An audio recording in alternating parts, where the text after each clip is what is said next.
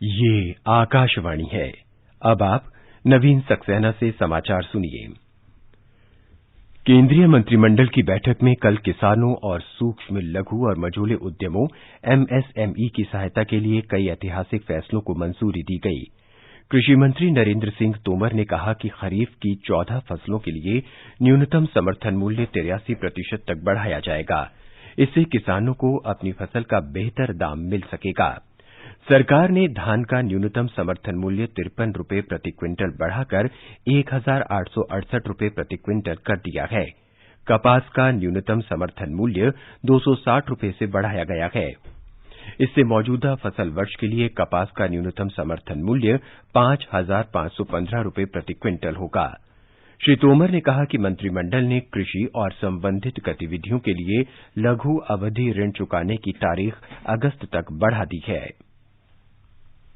31 अगस्त तक जो किसान अपने ऋण की अदायगी करेगा उसको 4% ब्याज पर ही कर्जा मिलेगा। मैं समझता हूं ये किसानों के लिए निश्चित रूप से बहुत बड़ी राहत है। सूचना और प्रसारण मंत्री प्रकाश जावड़ेकर ने बताया कि मंत्रिमंडल ने सूक्ष्म, लघु और मझोले उद्यमों की परिभाषा को और संशोधित करने की मंजूरी दी है। इस फैसले से अनेक औद्योगिक इकाइयों को एमएसएमई के दायरे में लाया जा सकेगा।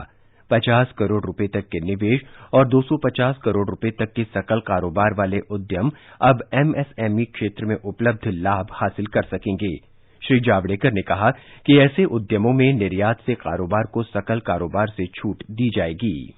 इकाई की परिभाषा बढ़ाकर 1 करोड़ रुपए के निवेश और 5 करोड़ रुपए का कारोबार कर दिया गया है। लघु इकाई की सीमा बढ़ाकर 10 करोड़ रुपए का निवेश और 50 करोड़ रुपए का टर्नओवर कर दिया गया है। इसी प्रकार मध्यम इकाई का निवेश सीमा बढ़ाकर 20 करोड़ रुपए तथा 100 करोड़ की जगह 250 करोड़ रुपए का कारोबार कर दिया गया है। सूक्ष्म, लघु और मझोले उद्यम मंत्री नितिन गडकरी ने कहा कि कैबिनेट ने संकट में फंसे एमएसएमई की सहायता के लिए 20,000 करोड़ रुपए के आपात कोष को भी मंजूरी दी है। जो वो विशेष रूप से डिस्ट्रेस में है उनको इसका फायदा होगा और ये फंड की मंजूरी कैबिनेट ने दी है और ये 20,000 करोड़ फंड का उपयोग होगा। दूसरा, विशेष रूप से बड़ी इंडस्ट्री जो होती है, 3 बातों में वर्ल्ड इकोनॉमी में चर्चा होती है: इंश्योरेंस इकोनॉमी, पेंशन इकोनॉमी और शेयर इकोनॉमी। और ये जो बड़े इंडस्ट्री है इनके शेयर स्टॉक एक्सचेंज में लोग लेते हैं, खरीदते हैं। एमएसएमई को ये सहूलियत नहीं थी, तो अभी हमने एक 10,000 करोड़ का शुरुआती योगदान दिया है। प्रधानमंत्री नरेंद्र मोदी ने कैबिनेट के फैसलों को ऐतिहासिक बताया है। उन्होंने कहा कि इनसे किसानों, मजदूरों और कामगारों के जीवन में सकारात्मक बदलाव को प्रोत्साहन मिलेगा। सरकार के फैसलों से किसानों, रेहड़ी पटरी पर कारोबार से आजीविका कमाने वालों और एमएसएमई को अत्यधिक लाभ होगा। श्री मोदी ने कहा कि एमएसएमई की परिभाषा में परिवर्तन से न केवल आत्मनिर्भर भारत अभियान को प्रोत्साहन मिलेगा, बल्कि देश के उद्यमों को भी नया जीवन मिलेगा। प्रधानमंत्री ने रेहड़ी पटरी कारोबार से जुड़े लोगों को ऋण उपलब्ध कराने के सरकार के प्रयासों के महत्व पर बल दिया। उन्होंने कहा कि पीएम स्वनिधि स्कीम से 50 लाख से अधिक लोगों को लाभ होगा। ये योजना रेहड़ी पटरी कारोबार से जुड़े लोगों को मौजूदा चुनौतीपूर्ण समय में कारोबार फिर से शुरू करने के जरिए आत्मनिर्भर भारत अभियान से जोड़ेगी। प्रधानमंत्री ने कल नई दिल्ली में सूक्ष्म, लघु और मझोले उद्यम एमएसएमई क्षेत्र के लिए प्रौद्योगिकी आधारित समाधान चैंपियंस का शुभारंभ किया।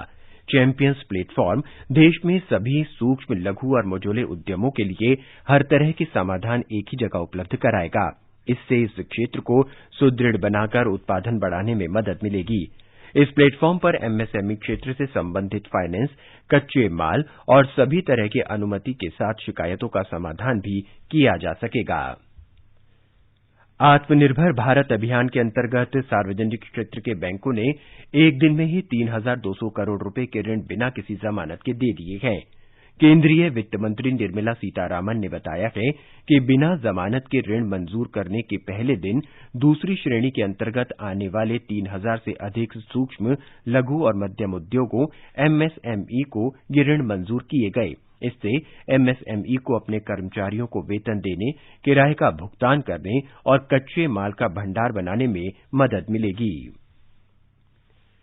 सरकार ने एक विशेष अभियान के अंतर्गत अगले 2 महीनों में दुग्ध संघों और दूध उत्पादन कंपनियों से जुड़े 1.5 करोड़ किसानों को किसान क्रेडिट कार्ड प्रदान करने का लक्ष्य रखा है।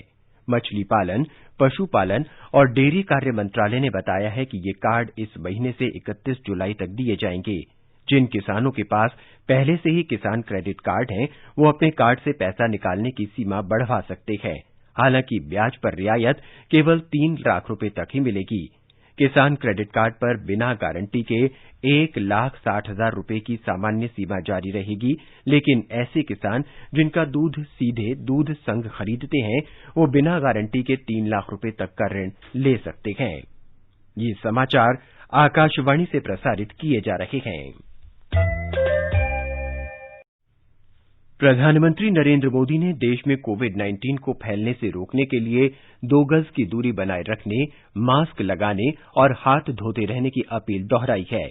कोविड-19 को लेकर लोगों में व्याप्त भय और आशंकाओं के उन्मूलन के लिए गीत, संगीत और कला के उपयोग के विषय पर स्पीक मैके अनुभव श्रृंखला का उद्घाटन करते हुए प्रधानमंत्री ने कहा कि संगीत बहुत शांति देता है और समाज के सभी वर्गों को एक सूत्र में बांधता है।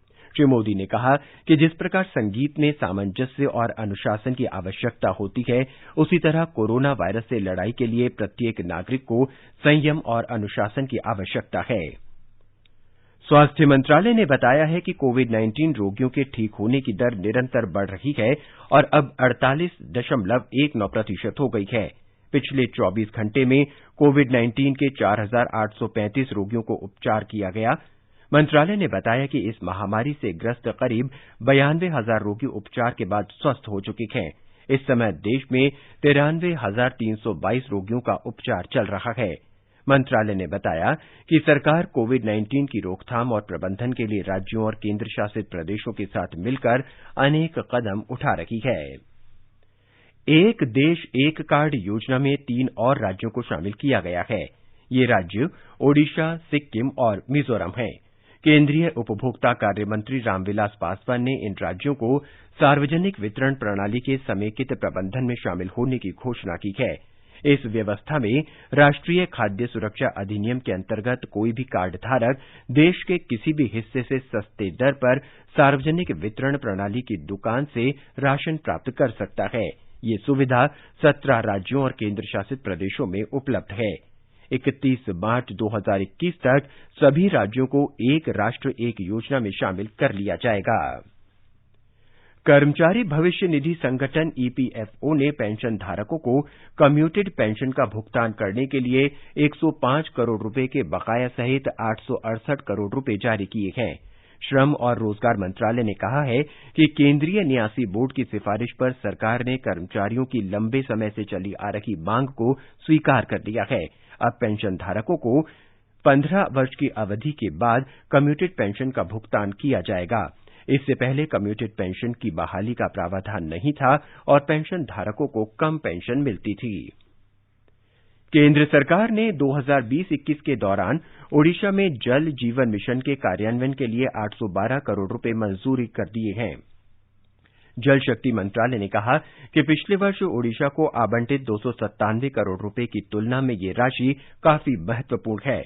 ओडिशा में राज्य सरकार ने 2020-21 में 81 लाख ग्रामीण परिवारों में से 16 लाख परिवारों को पानी का कनेक्शन उपलब्ध कराने की योजना बनाई है। राज्य में वर्ष 2024 तक सभी घरों में पानी का नल पहुंचाने की योजना है। चुनाव आयोग ने 3 राज्यों में राज्यसभा की 6 सीटों के लिए 19 जून को चुनाव कराने की घोषणा की है। मतों की गणना उसी दिन होगी। कर्नाटक की 4 सीटों पर और अरुणाचल और मिजोरम की एक सीट पर चुनाव होगा। ये सीटें इस वर्ष जून-जुलाई के दौरान रिक्त हो रही हैं। आयोग ने कहा है कि चुनाव के लिए अधिसूचना आज जारी की जाएगी।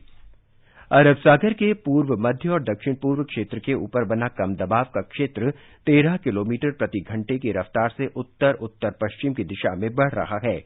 मौसम विभाग ने कहा है कि कम दबाव के इस क्षेत्र की तीव्रता और बढ़ने और कुछ घंटे में गहरे दबाव वाले क्षेत्र में बदलने की आशा है। इसके साथ ही ये समाचार बुलेटिन समाप्त हुआ।